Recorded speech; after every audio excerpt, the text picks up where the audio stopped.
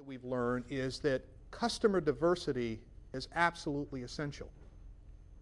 If you think about what has happened to many of our brethren in the software space, they have had much of their customer concentration around Fortune 1000 or Global 1000 companies. And as those Global 1000 companies found very challenging economic times around the world, so too did those software firms who only service those customers.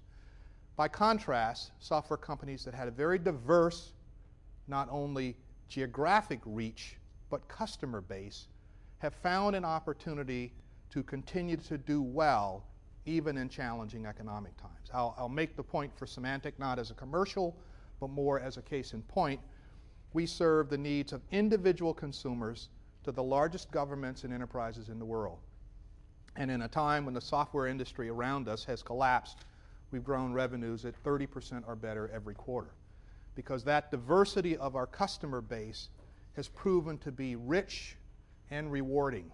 And hence, if you have the right distribution models, if you have the right marketing model, you can in fact take a very complex subject like security software and make it very simple and approachable and reachable by many diverse users or buyers in a marketplace. I think the part and parcel, or the companion thing that we've learned, is geographic diversity is clearly important.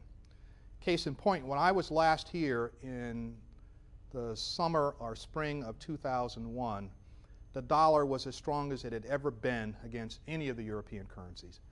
And we found ourselves on the backside of a strengthening dollar. Hence, when we repatriated 42% of our revenues, it was less than we thought it would be as we started the quarter. And we missed our first quarter and only quarter in terms of our forecast to Wall Street. Now we find ourselves on the flip side of that. And hence the fact that 51% of our revenues are derived from outside of the United States is a very, very important element of how we bring stability to our business.